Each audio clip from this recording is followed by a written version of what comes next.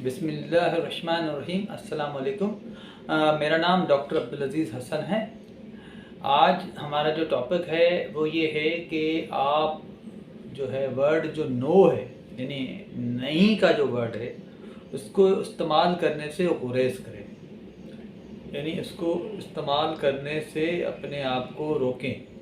होता ये है कि मुख्तलिफ़ साइकोलॉजिकल बुक्स के अंदर या मुख्तलिफ़ लिटरेचर के अंदर ये चीज़ देखने को मिली है कि जो वर्ड नो है यानी नहीं जो वर्ड है ये हमारे इंसानी दिमाग के अंदर प्रोसेस नहीं होता, यानी इंसानी दिमाग नो वर्ड को प्रोसेस नहीं करता, यानी इसको समझ में ही नहीं आता नो वर्ड।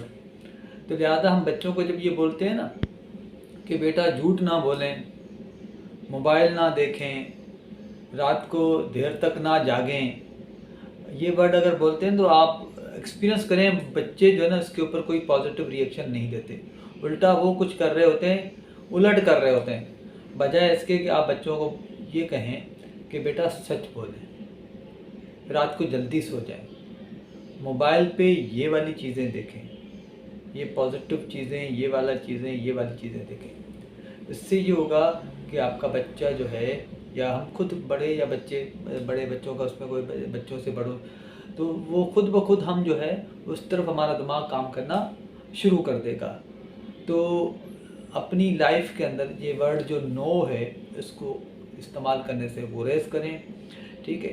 पॉजिटिव वर्ड्स बोलें, नो वर्ड या नेगेटिव, नहीं, नेवर, इस किस्म की वर्डिंग जो है वो इस्तेमाल करने से अवॉइड करें।